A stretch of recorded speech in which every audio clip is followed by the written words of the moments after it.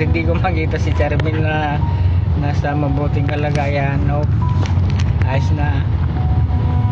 Hindi pa ako ayaw. Tiwala lang tayo, tiwala lang. Opo. Malapit na ba tayo? Yes, malapit na po. Ayan mga kababayan, mga kabarangay, malapit na po tayo, papasok na po tayo.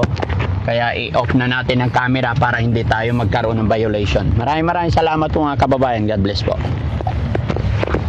Abangan na lang po natin mga kababayan susunod na kung ano mangyayari, ano po talaga ang dahilan ng pagtawag sa atin ng bahay pagamutan. Ano kaya Tay, dala mo yung ID mo? Nandyan? Okay, malapit na tayo. Okay ka lang? Ayos lang naman po. Sige lang, relax ka lang. Sandal ka lang, Tay, sandal ka lang. Nakaidlip ka naman sa biyahe. Hindi rin. Hindi, ba't di ka makatulog?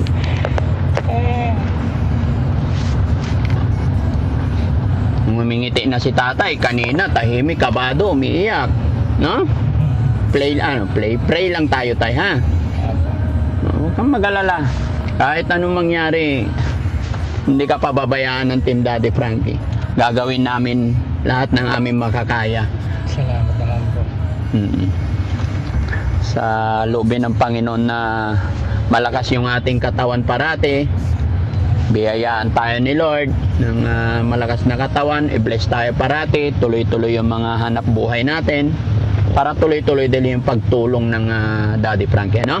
Opo. Pero pagdating doon sa loob tayo, gaya ng dati, ang mag-a-assist sa'yo, si Kuya Sam, tsaka si Kuya Ken na lang. Hindi na ako sasama doon, hihintayin ko lang kayo dito sa parking, ha? Tsaka wala naman ng camera doon, bawal. Ano ta naman ang kalalabasan na ay Tay, sigad lang nakakalam, no? Anong masasabi ni tatay ngayon? Nagpapasalamat din po ako sa inyo, Frankie. Mapasala na rin natin yung Charmin, makita natin siya. Kinakabahan ka pa? Kaba? Medyo. Kahit ako tayo, hindi ko alam kung anong... Kaya nga po eh. Ha? Kaya nga po, iniisip ko kung ano yung nag-aapura sila. Kahit ako nagulat ako kasi alas 9 ng gabi sila tumawag, tapos sabi nila alas 2, ayan o, 2:07. Late man tayo, 20 minutes, 10 minutes. Kaya pa naman. Medyo traffic kasi yung kung kanina dyan. O, tapos may aksidente pa tayo na Ano daanan. nga po. Doon tayo nagtagal eh. Opo. Talaga, ganun talaga dito sa Manila tayo. Hindi mo hawak yung oras mo, kaya kailangan maaga. Kaya kung mapansin nyo mga kababayan, talagang madaling-madali kami.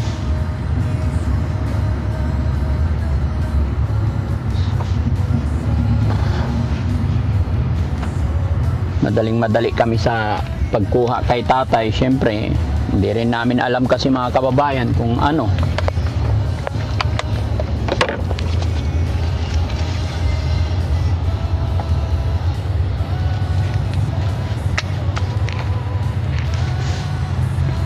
Ano bang naisip mo ngayon tayo? Ano nararamdaman mo? Yung inaano ko lang po yung kalagayan ni Charmin.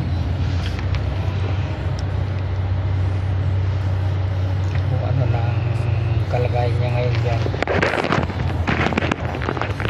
So, anong plano mo? Yung ano lang po, yung makita ko lang po siya na maayos. Okay na sa akin po. Makumusta man lang siya kung ano nang kalagayan niya dyan. Sana tayo. Opo. Yun naman lagi kong pinapanalangin sa God. Na kwento mo sa akin tayo kanina, ano nangyari sa tatay ng mga bata? Ay, nagkasakit pala. Sino po? Yung tatay ng mga bata, ay asawa. Kailan pa nagkasakit? Hindi ko na maanohan kasi sinabi na lang nung namatay na siya eh. Sino nagsabi? Kailan sinabi Yung sa inyo? mga pinsan niya po. May kulang-kulang 1 taon na pa pala dyan sa Marinduque. Sa Marinduque nakatira. Po, Yung asawa ni Charmaine. po nangingisda raw doon sa dagat nila. Oo, tapos ano nangyari? Eh, nagkasakit. Dinala nila sa ospital.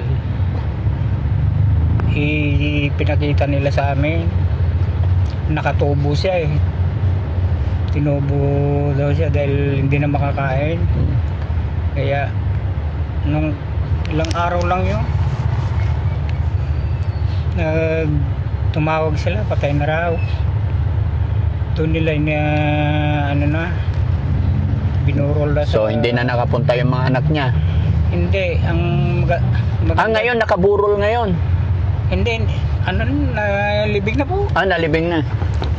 Ang maganda doon, yung mga tita-tito nila, yung mga bata, pinsanin ni RJ, sabi nila, payag ka ba tay kung kukunin namin yung mga bata para masilayan man lang nila yung tatay.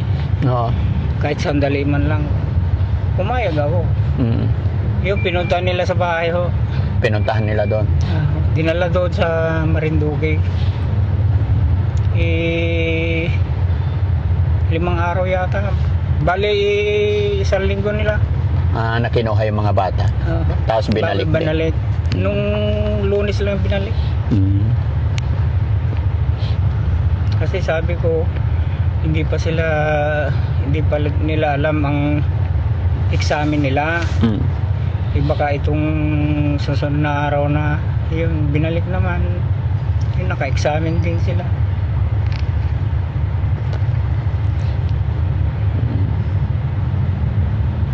Gusto ko naman para mailapit sa yung mga bata sa kanila, makilala naman nila yung mga pinsanin nila doon, tita-tito nila, lula. Pero ano naman sila, ang sabi ng tita na kumuha sa kanila,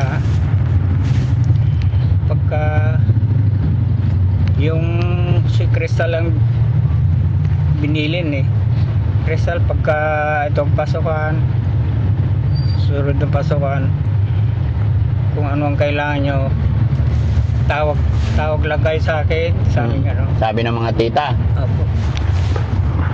Di maganda kung ganon. O yung pagkukulang daw ni RJ sa mga anak, pamilya, sila na lang daw magpupuno. Hindi ba nila nabanggit tayo na hindi nila napanood yung video ni Napanood na raw. Papanood nila. Sabi ng tita, dahil dito lang naman sa Manila nakatira, Oo. pagka may panahon ako, papasyalan namin doon. Sabi ng gano'n. Pagka napasyalan nyo ako, itawag nyo naman sa amin para alam din namin. Sino papasya na nila? Si Charmaine? Oo raw. Kung pwede lang pasyalan. Opo. Ay kung wala pa namang silang tawag sa amin doon, baka hindi pa nila na... Tsaka ano tayo, hindi sila basta-basta tanggapin pag nandito sa loob. Pamilya lang talaga. Tsaka tingnan mo, hindi pwedeng pumunta na wala silang pasabi. Kagaya ngayon, kailangan silang magsabi bago puntaan.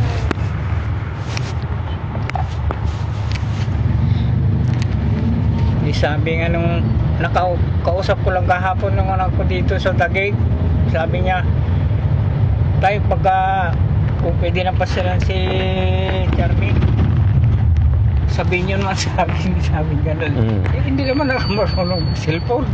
Oo. Sabi ko na ganyan. Eto ngayon na tayo, pinapasyal na nila tayo. Opo nga. Tinawag nila tayo, surprise naman. Nakakabahala naman. Opo. Kasi hindi natin alam kung ano yung parang emergency na ito. Kaya nga nakakabahala. Oo. Nababahala ka ba tayo? Medyo medyo pa, hanggat hindi ko makita si Charmel na nasa mabuting kalagayan, no, ayos na, hindi pa ako ayos. Tiwala lang tayo, tiwala lang. Opo. Malapit na ba tayo? Yes, malapit na po. Ayan mga kababayan, mga kabarangay, malapit na po tayo, papasok na po tayo. Kaya i-off na natin ang camera para hindi tayo magkaroon ng violation. Maraming salamat po mga kababayan. God bless po. Abangan na lang po natin mga kababayan susunod na kung ano mangyayari, ano po talaga ang dahilan ng pagtawag sa atin ng bahay pagamutan. Ano kaya Pagod at puyat, basta mapuntahan lang kayo. Tutulong sa abot ng kanyang makakaya. Boss Jigby Vlogs, pagmamahal sa kapwa ay hindi magtatapos. Kahit ilang pagsubok ang dumating, hindi ka iiwan. Buong puso ang inaalay para sa mahihirap. Kahit anong problema ang dumating,